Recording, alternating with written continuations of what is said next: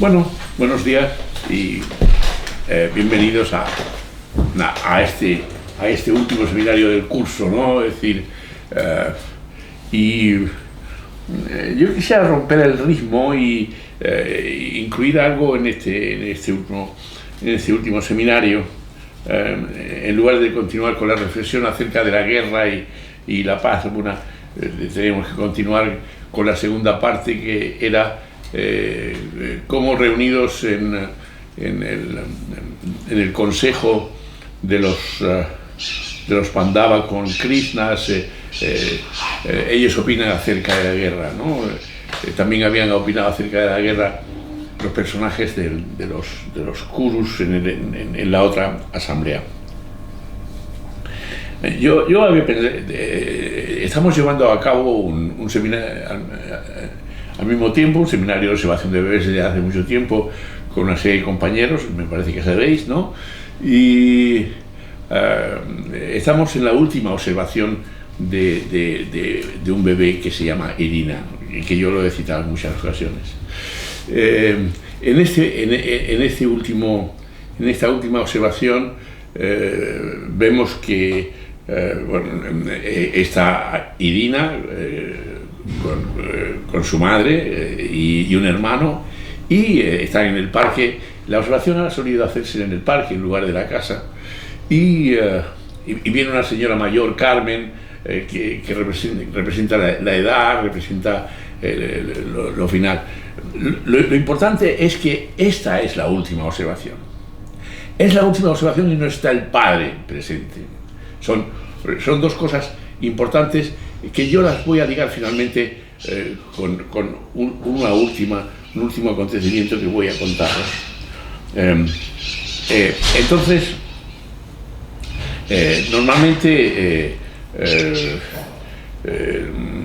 los participantes del seminario hacen un resumen del seminario que hemos hecho y después lo traen al día siguiente, ¿no? Yo voy a leer un poco el resumen del seminario tal como me lo trae.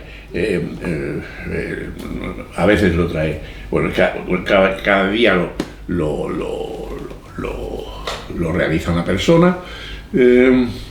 Este lo ha realizado Aishiver, el anterior al cual hace referencia Aishiver aquí lo trajo Marta, y el anterior lo trajo Enrique. Bueno, cada uno hace un resumen de este seminario. Como digo, es la última observación,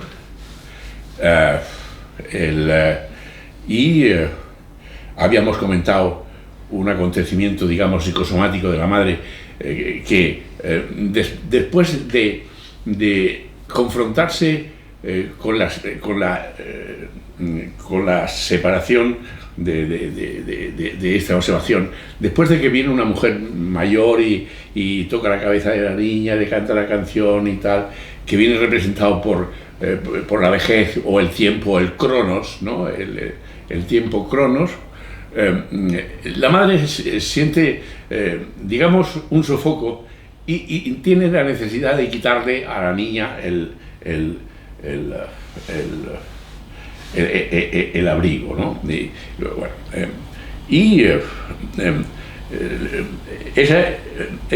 Ahí terminaba, digamos, el seminario anterior que habíamos hecho. Y el seminario siguiente empieza con una frase: Tot seguit. Tot seguit. Tot seguit es una palabra que hemos tenido muchísima dificultad en traducirla al castellano, porque tiene una implicación muy profunda ese tot seguit. O sea, es como seguirla, es como seguir la situación. Cada uno de los participantes del seminario suelen poner un tema de lo que hemos tratado en ese seminario. Lo que ha recogido aquí Aishiver es lo siguiente: Tot seguit. ¿De qué se trata ese tot seguit? Es la pregunta. ¿Es iluminación? Es una cierta forma de negación de la separación de la muerte, del acabar. Está en relación con la muerte, el acabar de la situación, la vejez de la señora mayor Carmen. Es resonante con el aforismo de Nietzsche. Habíamos tratado en el seminario anterior un aforismo de Nietzsche que dice un sí, un no, una línea recta. Es la cesura de un estado mental. Quitarse una prenda o una camiseta y sentir la otra, porque la niña se queda con otra camiseta del otro, es comprender, es abarcar o ser abarcado por algo. Digamos que estos fueron los temas tratados en el seminario en general, y ella los concita, los enumera y los cita aquí bastante bien. El resumen está bastante bien hecho. Y ahora ella hace el desarrollo del seminario, que dice lo siguiente: ¿cómo hacer de un relato cualquiera una creación que nos lleve a lo profundo y científico? ¿Cómo estar en contacto con lo profundo, lo real, lo esencial y lo vivo de cada momento, tal y como nos invita a adentrarnos el doctor Pérez Sánchez en cada seminario? O sea, esa sería un poco el desarrollo del seminario. Y en ese momento ella recuerda a Marta del seminario anterior. Marta responde a dicha pregunta construyendo un relato. ¿Cómo se hace eso? Construyendo un relato, una creación, una construcción del seminario como un objeto artístico, literario, científico. Empezáis a ver la conexión que hay entre los comentarios que hacemos del Mahabharata y los comentarios que hacemos de una observación de bebés, cómo se van ligando. ¿Qué pasó? Entonces yo pregunté, porque cuando Marta me presentó esa cosa que era muy bella, pero yo digo, ¿qué pasó? ¿De qué se trata? ¿De qué se trata ese asunto? Es algo que estalla confrontándonos con el fenómeno psicosomático del sofoco de la madre, algo básico, humano y original. O sea, todo ese fenómeno lo pudimos comprobar en que la madre había tenido un sofoco psicosomático justamente en conexión con la depresión, en conexión con la eliminación de la observación, etcétera, etcétera, etcétera. Y lo conectamos con ese fenómeno. Sentir esa entrada fulgurante del rayo luminoso para llegar a un lugar desconocido de manos del maestro y el poeta. Algo de Dios, ¿no? Algo de extraordinario. Lo divino nos atraviesa, y aquí aparece lo divino que comentábamos el otro día en relación con uno de los religiosos que aparecía en el tema del seminario anterior. Algo divino de la muerte, dice el doctor Pérez Sánchez, resaltando la ambigüedad de la palabra. ¿Cómo aprender esa capacidad de que la mente se ilumina? Es un entrenamiento, una forma de observar, una filosofía de vida, un pensamiento generador de emociones, una forma de acercamiento y comprensión, algo bello, ecológico. Pensando y discutiendo cada frase del material, el doctor Pérez Sánchez nos remite a una realidad que va mucho más allá. Para los presocráticos, lo que se llama divino es el pensar profundo de un filósofo. Para los presocráticos lo divino es el pensamiento profundo filosófico, y ya está, y no hay más que eso. El doctor Pérez Sánchez recuerda que alguien ha dicho que Heráclito se basó en la frase de Anaximandro: de donde venimos, volvemos, nacimiento y muerte como principios originales. Según Anaximandro, el principio y el elemento de todas las cosas es lo infinito, en fin. En la observación vemos entre dos extremos de vida representados por Irina y Carmen. Y yo quisiera entonces hacer una profundización ahora sobre este asunto de Anaximandro a través de un fragmento, es el 90, el fragmento 90, que dice lo siguiente: Homero es del libro de José Luis Gallero y Carlos Eugenio López, que lo he citado en muchas ocasiones, Heráclito, fragmentos e interpretaciones, ¿no? Dice aquí lo siguiente, que es bastante bello. Homero dice que la guerra es común a todos, y aquí hay el tema de la guerra, ¿no? y el tema de los conflictos, y es lo que vamos a desmenuzar hoy. La guerra es común a todos y mata también al que causa la muerte. Iliada, el fragmento es el 18. Arquiloco: en verdad la guerra es común a los hombres, fragmento 38. Y Petrarca hace una descripción realmente bella en 1366. Entre cuantas cosas he leído u oído que me hayan agradado, ninguna más altamente se me asentó, ni con más apretado nudo se ató conmigo, ni más veces me tornó a la memoria que aquel dicho de Heráclito que dice: en todas las cosas haber discordia. Igualmente hay contienda en lo alto del cielo y en lo profundo del mar, en las entrañas de la tierra y en las montañas, en los campos, en los desiertos y en las plazas de las ciudades. El hombre mismo, con cual continua discordia vive, no solo con los otros, sino consigo mismo. Todas las cosas, y especialmente la vida de los hombres, no son otra cosa sino una contienda. Yo creo que Petrarca aquí señala de una forma muy, muy clara toda la idea de conflicto que señala el psicoanálisis. El hombre es conflicto, esa es la cosa esencial, ¿no? Fernando Rojas dice: todas las cosas son criadas a manera de contienda o batalla. Dice aquel gran sabio Heráclito de este modo: en todas las cosas hay discordia, sentencia, a mi ver, digna de perpetua memoria. Y otro pensador, y estoy citando estos pensadores que se ocupan del pensamiento presocrático, que todos son ilustres, son ingeniosos, son inteligentes, son ricos en sus manifestaciones. Donne, en 1995, a todas las decisiones de justicia las declaró hijas de la discordia. No nos ponemos de acuerdo sino a través de las divergencias. Lo que estoy tratando de mostraros es la conexión que hay de todos estos temas, y que no se puede decir guerra sí o guerra no, o paz o lo que sea, que vamos a discutir en el próximo curso, sino que habría que tener en cuenta todas esas cosas. Voy a continuar con los pensadores, entre otros es Kant.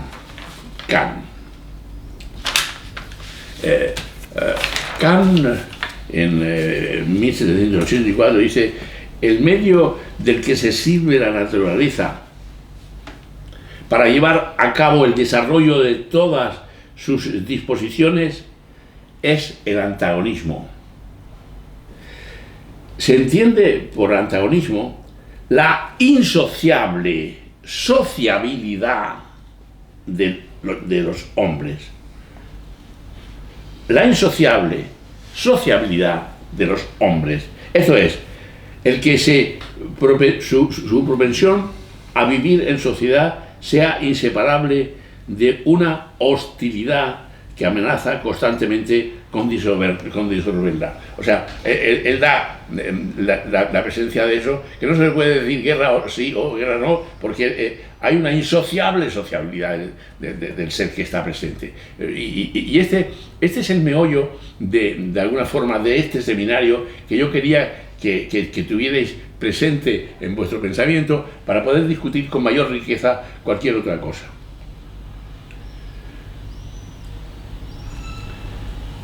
Propensión a vivir en sociedad sea inseparable de una actividad que amenaza constantemente con disolverla.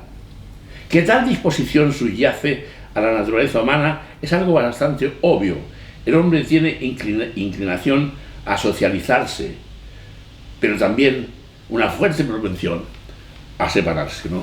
Hay que tener en cuenta socializarse y separarse, ¿no?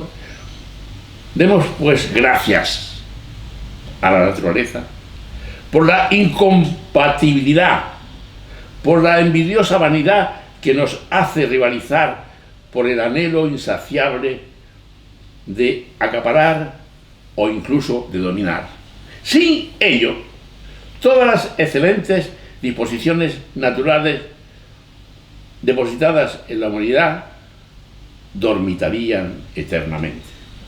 Es decir, para que eso esté vivo, tiene que haber ese caldo de cultivo que es tan difícil, pero que hay que saber mantener y que hay que saber valorar y poner en su sitio. El hombre quiere concordia por naturaleza. El hombre quiere concordia, pero la naturaleza sabe mejor lo que es bueno para la especie y quiere discordia. Este es el pensamiento de Kant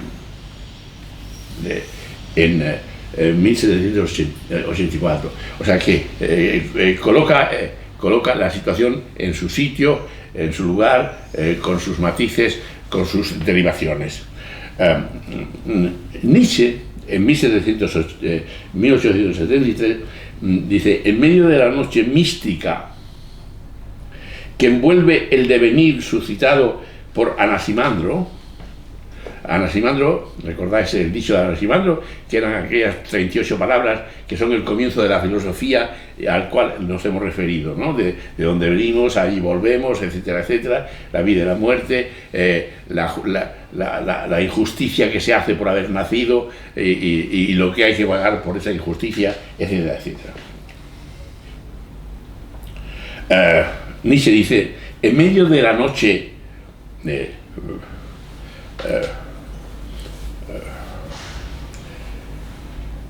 mística que envuelve el devenir,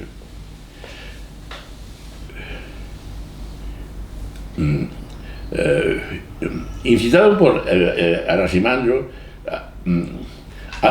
aparece Heráclito de Éfeso, iluminándola con un relámpago divino. Es decir, que la oscuridad Nietzsche dice que la oscuridad de Anaximandro, que es un dicho que es muy difícil lo ilumina Heráclito. De la lucha de los contrarios surge el devenir. Esto es lo que dice Heráclito, ¿no? Una determinada cantidad, cualidad,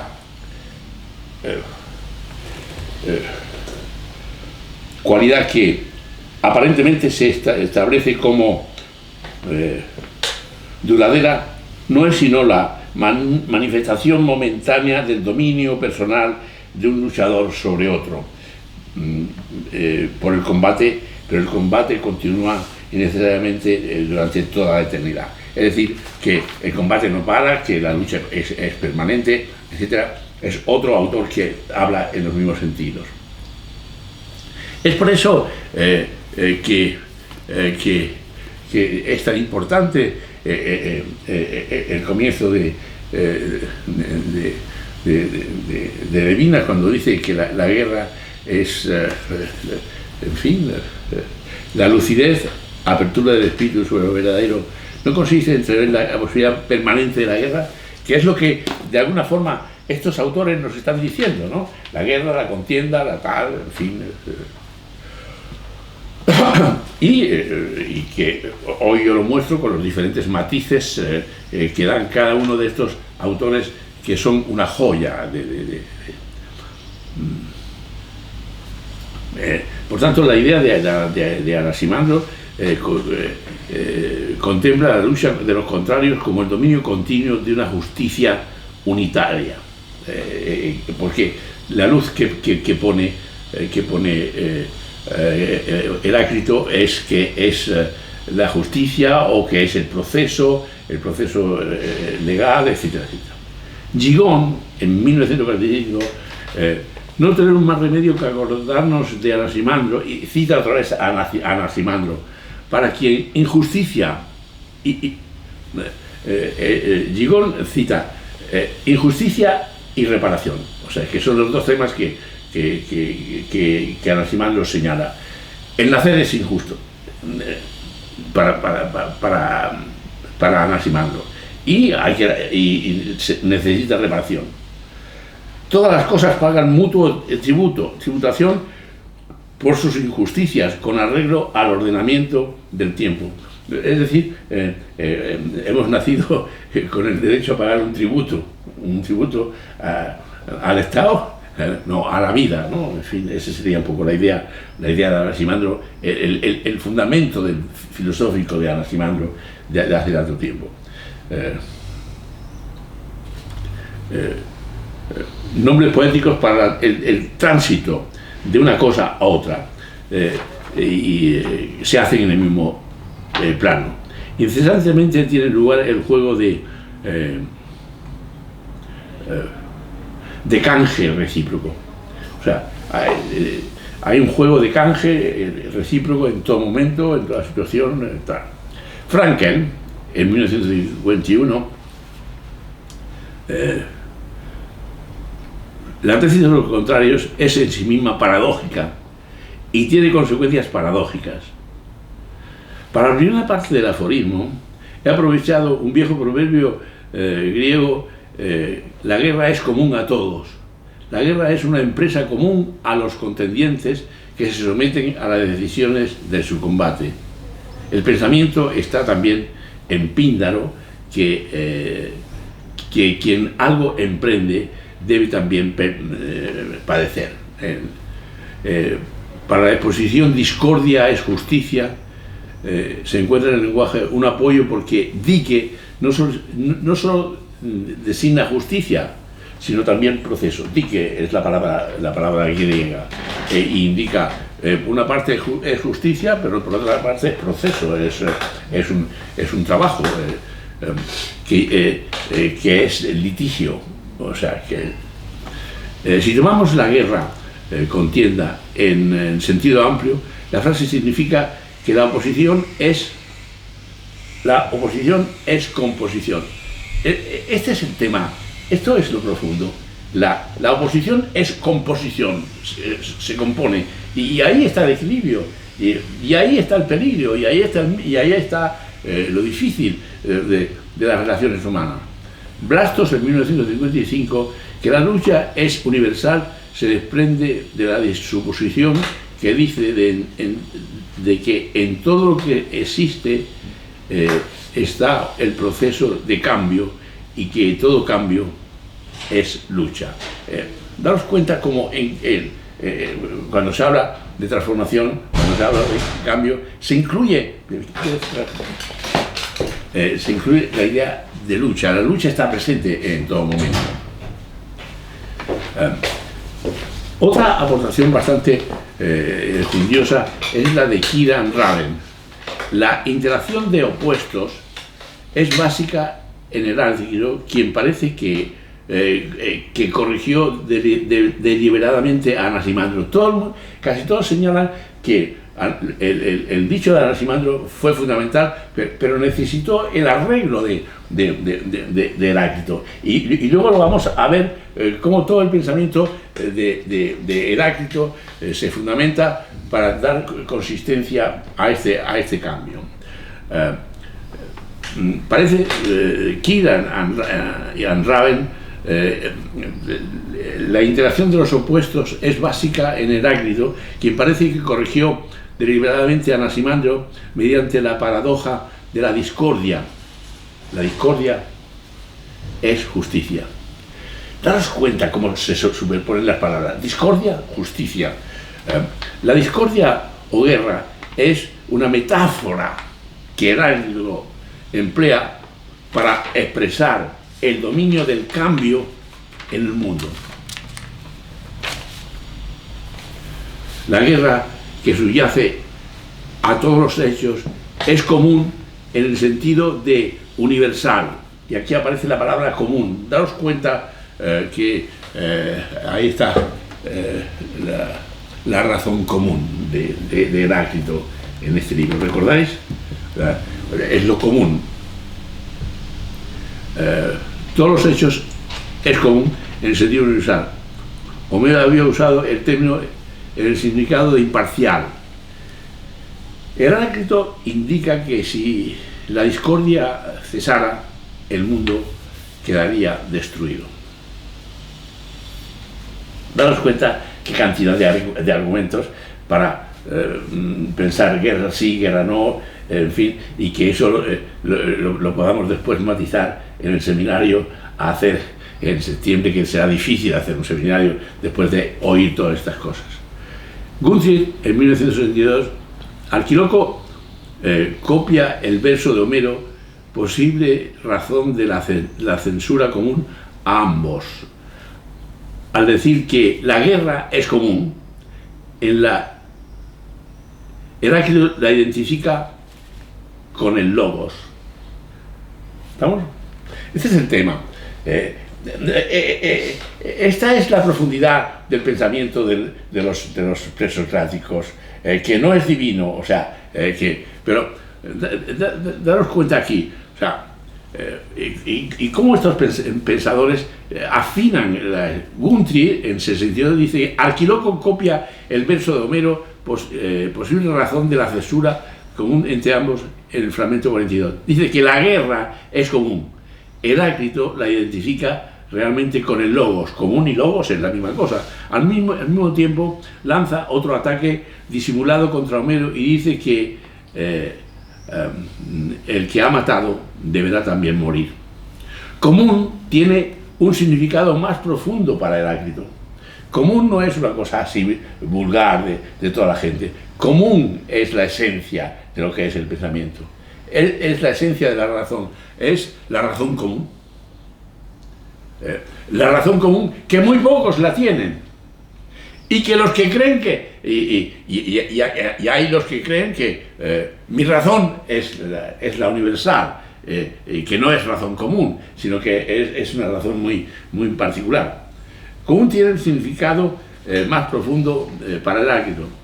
La guerra es común porque el logos, es decir, la ley, y aquí añade otro argumento más, no solamente es logos, es común, sino que es ley. La ley de lo que acontece es una ley. La discordia de tensiones simultáneamente opuestas. El descanso, la conclusión del esfuerzo, significaría el desmoronamiento de los contrarios, cuya unión, estrechamente ligada a una lucha de destrucción mutua, es lo que mantiene la esencia del mundo. Digamos, esa es la psicología dinámica, ¿no? El conflicto que señaló Freud, que está ahí completamente vivo, que está ardiendo. ¿Cómo tenemos que tratarlo? ¿Cómo tenemos que verlo? Ese es el tema fundamental. Joic, Heráclito es quien expresa con mayor vigor la idea del papel desempeñado en el cosmos por la guerra y la discordia. La frase "todo acontece por discordia y necesidad" admite una lectura igualmente correcta en dos sentidos: como rectificación de la lectura de la doctrina de Anaximandro, lo que en ese lleva a injusticia es en realidad discordia, una interacción constante entre opuestos, o como una afirmación del imperio de la discordia. La discordia es lo acostumbrado, lo equitativo, lo justo. Otra vez ahí se superponen los dos conceptos, ¿no? Es decir, la discordia es lo acostumbrado, lo equitativo, lo justo. Mondolfo, para Anaximandro, Eris, la discordia, debía expiarse, mientras que para Heráclito era ella misma dique, justicia. O sea, permanentemente se van viendo los opuestos. Es decir, que para Heráclito no era destrucción, sino que era generación. Es génesis en Heráclito. Y generadora de todas las cosas. La forma heraclitana sobre la universalidad de la guerra y la identidad de la justicia y la discordia retoma el concepto de Anaximandro, pero en un sentido opuesto, aplicándolo a la génesis más que a la disolución. Ese es el tema, esa es la diferenciación, que en Heráclito, o sea, que hay un fundador que es Anaximandro el pensamiento y que Heráclito lo define.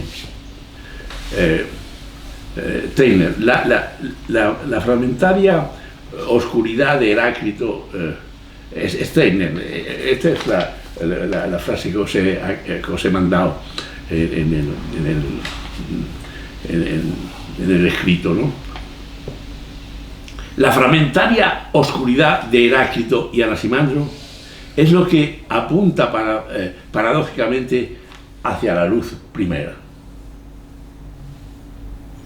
Repito, la fragmentaria oscuridad de Heráclito y Anaximandro es la que apunta paradójicamente hacia la luz primera. Ahí es donde está la luz primera y la orientación de todas las cosas.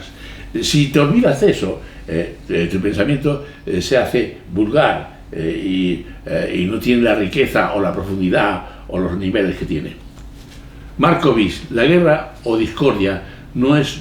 Y aquí viene después una matización. Markovic, en el sentido dicho, dice: la guerra o discordia no es logos, no es el logos de Heráclito, aunque juega un papel secundario como condición necesaria para la realización. O sea, tampoco significa identificar a la guerra con el principio de cambio en Heráclito. O sea que Markovic hace una matización ahí diciendo, pero eso no es. Y aquí hay un punto de inflexión para poder discutir acerca de la guerra y de la paz, ¿no? Porque dice, la guerra o discordia no es logos, no es el logos de Heráclito, aunque juega un papel. O sea que sí, sí o no, ese es el papel. Lo que es importante es el matiz del pensamiento, cómo poner matices de pensamiento en cada ciudad. Tampoco significa identificar la guerra con el principio de cambio en Heráclito.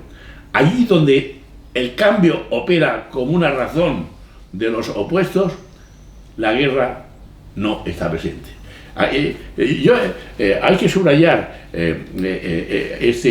Markovic, que es muy interesante, porque él termina diciendo que todo eso que acabamos de decir es cierto, pero allí donde predomina la razón de los opuestos, la guerra no está presente. Y viene después la matización de García Calvo, el libro que hemos hecho entero nosotros, ¿no? En 1935 dice: encontramos aquí a la razón llamándose a sí mismo con el nombre de guerra.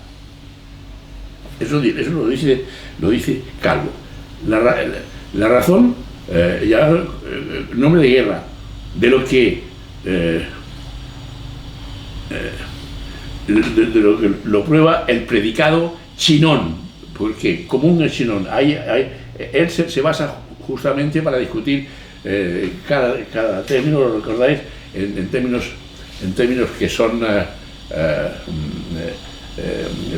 literarios, ¿no? Y que son así, y por tanto Chinón es guerra y por tanto significa lo común. que está aplicado al logos, y phronein en el fragmento 1 y 2 al mismo tiempo, que se formula como justicia. Es decir, la razón se encuentra claramente como guerra o principio de contradicción común a todos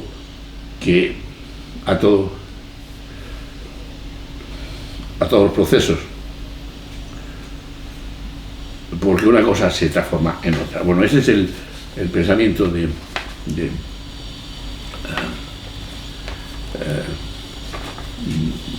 García Calvo. Turner, claro está que nos encontramos con las fuerzas contradictorias, que no es un contrasentido, sino que son es decir, nos encontramos con fuerzas contradictorias que no son un contrasentido, sino que son fuerzas que se compenetran, que provocan acción. O sea, no son fuerzas que se contradicen, sino que se articulan y que crean una fuerza. Sin ellas, el mundo sería calmo. Es decir, muerto. Ya lo dijo Heráclito hace 2500 años. Preciso es comprender. Preciso es comprender.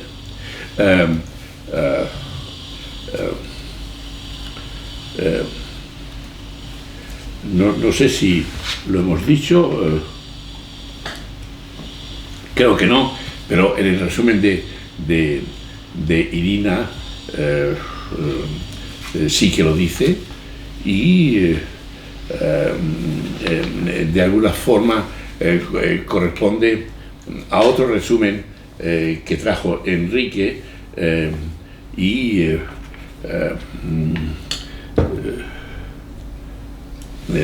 que citaba palabras del poeta Joan Margarit.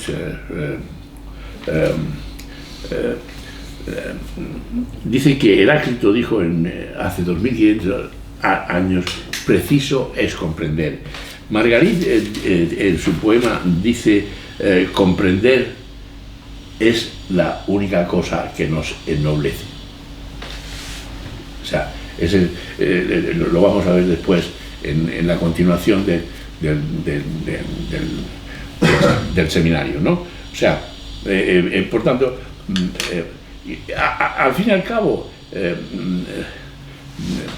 comprender es la única cosa que nos ennoblece.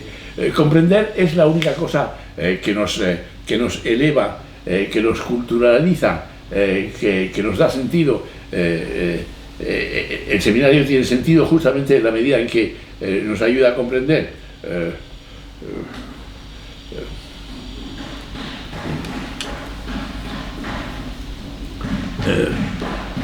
Bueno, como veréis, lo que yo pretendía, sobre todo con este resumen un poco quizá duro o pesado, no sé si os ha parecido muy pesado, muy duro, lo que yo pretendía es intentar de alguna forma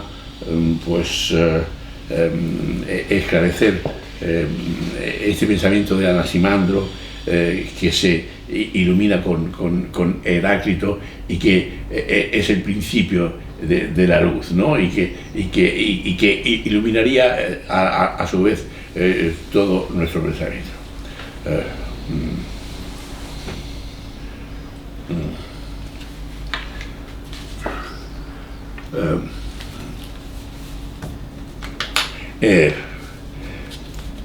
Voy a continuar leyendo el informe que traía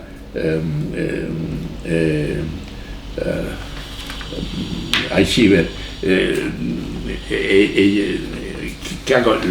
con lo que acabo de deciros de ella, ¿no?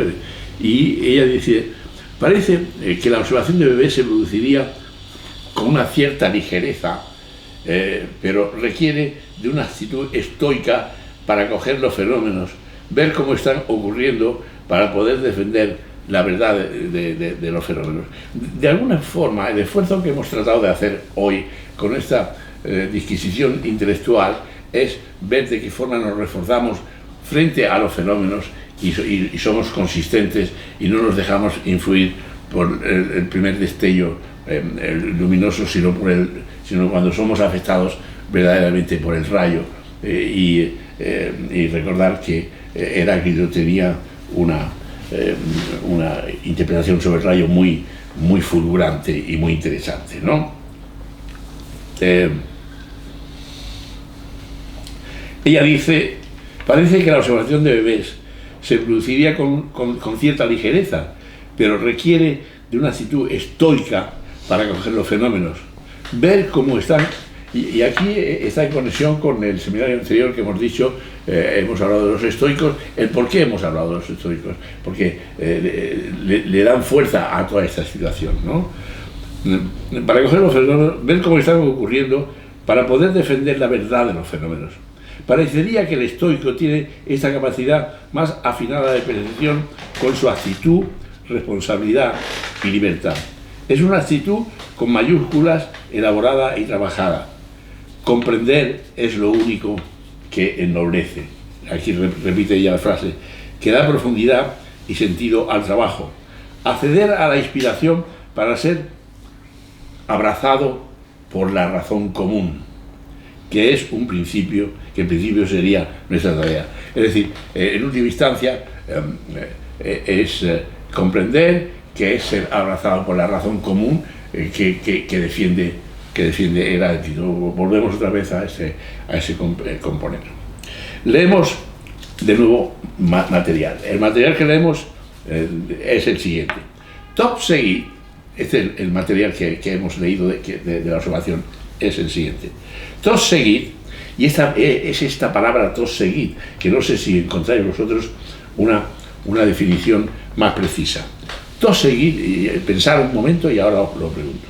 Top seguid, la Irina estoca en la mà la màniga de la samarreta de màniga de curta que porta posada. Daros cuenta qué frase ha escrito aquí el observador. O sea, la Irina se tonga, le han quitado por el sofoco de la madre, por la reacción psicosomática de la madre, le han quitado una chaquetita, pero ella se toca la màniga, que tal, y que dice el observador que porta portada. Bueno, dentro de un gran continente que sofoca, ocurren diferencias entre el continente anterior, que es cuando la niña estaba con las dos cosas, y el continente que queda ahí dentro de ella. El top seguid condensa tres momentos de la observación.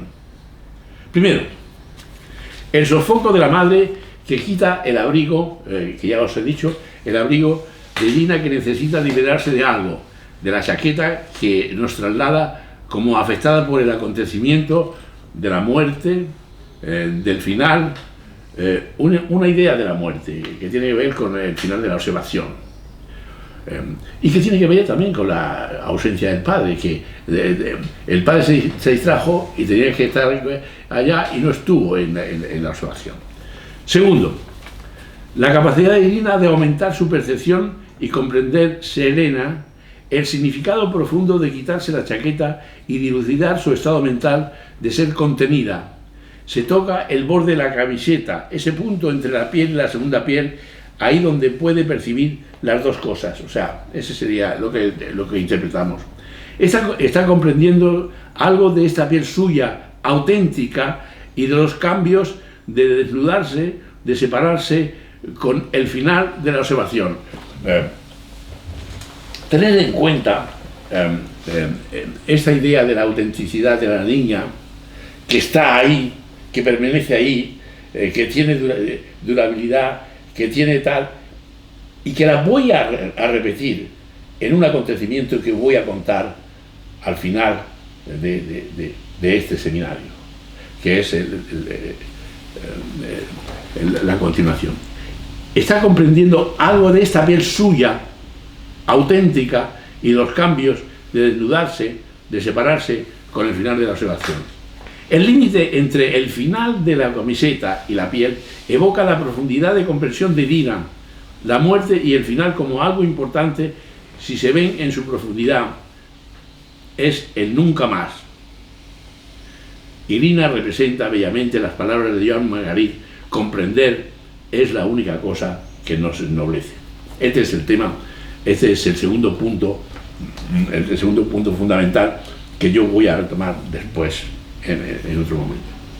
Y frente al momento final de la última observación, la observadora habla de portar posada. Esta redundancia nos evoca cómo la observadora está afectada por este final y evoca cómo quedará puesta la camiseta de la observadora en Irina. O sea, que de alguna forma el portada está escrito aquí, lo ha dicho ella, es una en fin, inconsistencia, corresponde a esa alteración.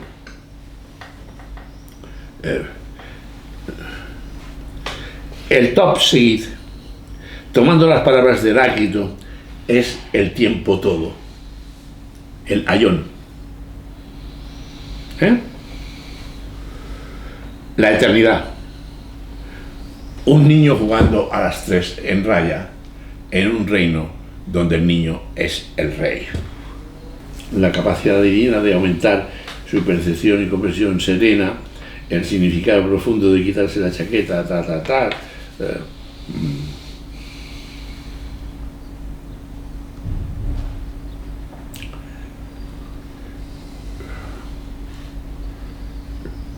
Bueno,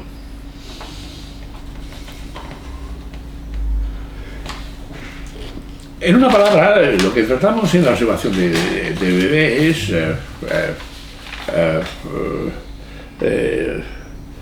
captar el cuidado, la atención, el esmero, la capacidad de percepción, por ser cualidades que determinan comportamientos que nos harán mejores, más libres, más justos y más amorosos.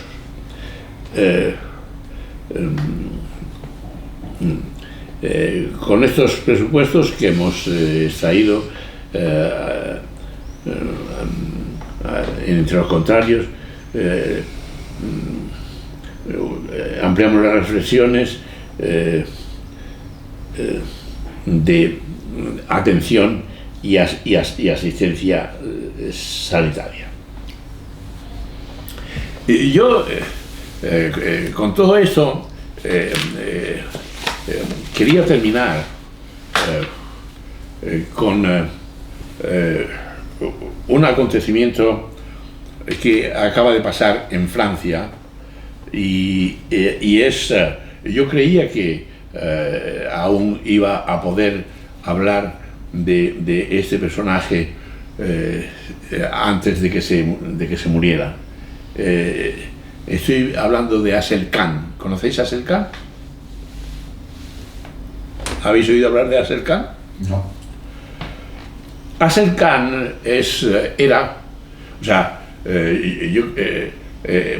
él estaba apareciendo en una serie de programas televisivos importantes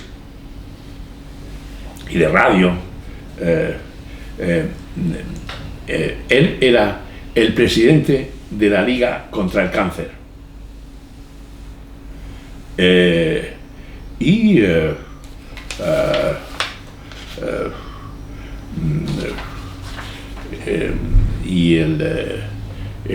17 de mayo, en los últimos tiempos, apareció en la radio diciendo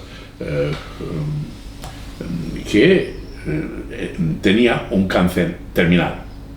El presidente de la Liga contra el Cáncer tenía un cáncer terminal. Y como consecuencia, y que había visto todas las posibilidades que tenía de curarse, y como no había ninguna posibilidad, pues decidió parar todas las curas y acceder a tipo de tratamiento para vivir la vida lo mejor posible. Y él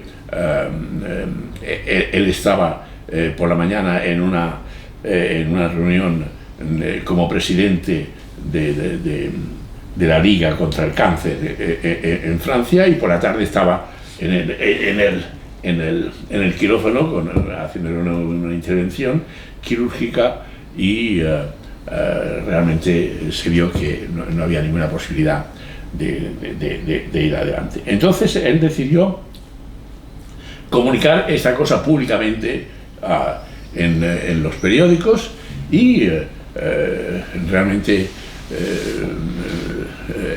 él dijo que no temía a la muerte. Quizá voy a leeros algunas cosas. Tiene importancia dos cosas. En primer lugar, fue un personaje público, con un cargo público importante, que trabajó en defensa o en contra de las actitudes del gobierno con todos estos procedimientos sobre la pandemia y tal, ¿no? Y aparte de eso, hizo toda una apología sobre la idea de la muerte. El día 17 de mayo, él dice: me quedan unas semanas de vida, o sea, estoy como esperaba, totalmente sereno. La enfermedad contra la que tanto luchó, y pues le atacó y quiso despedirse de la gente, en fin, pues manifestando una serie de cosas con los demás, y la gente le contestó, y ha sido realmente un acontecimiento bastante humano, bastante importante y significativo. Él dice: moriré pronto, escribió en su Facebook el 26 de mayo, y cualquier terapia concreta ahora es imposible. Solo puedo reducir el dolor de manera razonable, pero estoy como esperaba, totalmente sereno. Sonrío cuando mis colegas médicos me preguntan si un ansiolítico me aliviaría. No siento ansiedad ninguna, ninguna esperanza. Sigo excluyendo la hipótesis de un buen Dios, porque no creo en Dios. Ninguna angustia, un cierto alivio, puntos suspensivos. Entonces, es sorprendente por el autocontrol y la serenidad con que él se ha expresado en todos los momentos, y lo que es significativo es que a los 26 años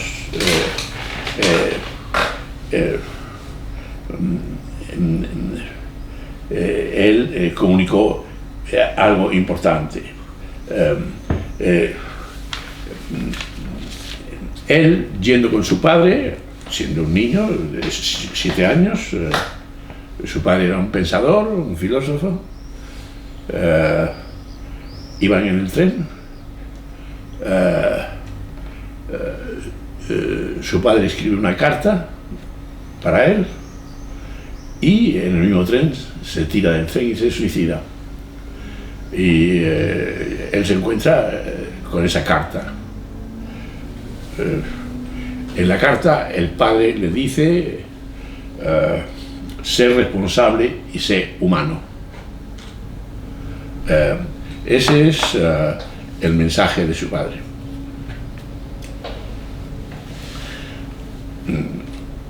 Os dejo eso, y pensar en la observación de bebés que acabamos de hacer. Cuando he dicho que el niño representa el mundo todo, o el tiempo todo, o el presente todo, o el tiempo todo, ¿no? El ayón, ¿no? Y que de alguna forma estaría representado por este pensamiento de Asel Kran. En una de las entrevistas que le hacen, le pregunta el interventor, ¿qué tiene en la cabeza? Dice, lo que tengo en la cabeza es que no es nada trágico, porque yo he vivido bien. No voy a decir que no he tenido las sensaciones de que lo he hecho todo. Por supuesto que me faltaba algo, muchas cosas que hacer, pero globalmente he vivido bien. Todos mis proyectos han sido globalmente exitosos. He tenido éxito en el trabajo, en mis planteamientos, y he seguido, pero sobre todo he seguido mi petición paterna de ser razonable y humano. Entre esto y que el recorrido no es perfecto, puedo decir que he vivido bien. He intentado hacer las cosas y no entrar en trampas. He seguido el hilo de Ariadna, que me ha evitado perderme en el laberinto y encontrarme con mi minotauro. He conocido la belleza, he conocido el amor, la alegría, he conocido el éxito, no solamente para mí, sino para otros más. Nunca se me ha subido la cosa a la cabeza por aquel principio que mi padre me dijo: ser razonable y humano.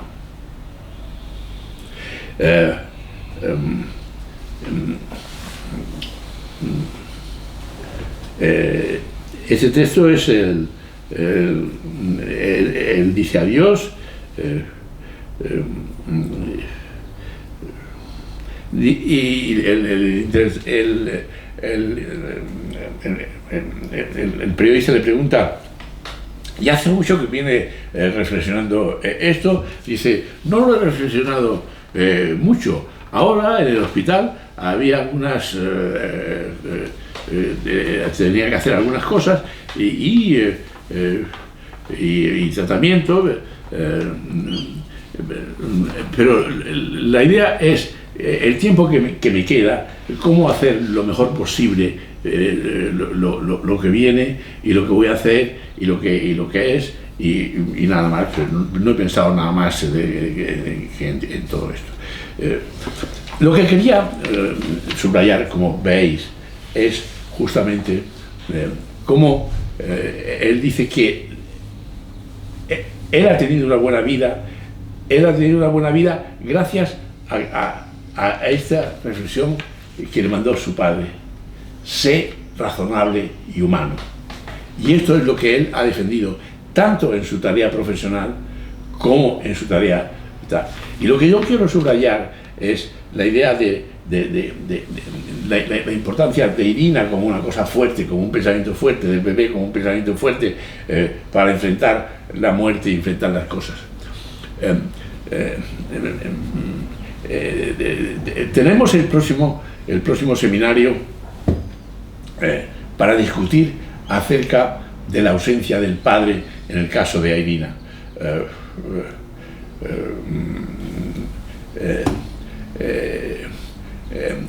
Se puede discutir la ausencia del padre con el suicidio, pero que él escribe la carta como si el padre supiera que el mensaje que él le da tiene la fuerza suficiente para hacer de él un hombre completo y que termina su vida de esta manera. O sea, es muy significativa esta situación, ¿no? De qué manera ese tiempo, hay un tiempo eterno, está ahí y puede estar ahí y puede tener su valor. Esta sería un poco la idea del seminario, y yo quería dedicar este recuerdo entrañable a Asel Khan por ser un hombre de una entereza sin igual, de una madurez grande. Él dedicó su último tiempo, él fue a su familia, fue a su casa de campo, le entregó las llaves, le fue entregando las llaves a sus hijos. Estas son las llaves de tal cosa, de tal otra. Sus hijos entendieron el mensaje, y él dice que se sintió muy acogido por sus hijos, por toda la familia, por su hermano, que en el último día, en los últimos días, fue al hospital, cuando ya estaba en el hospital, con un camembert y una botella de vino a tomarse un último trago, y el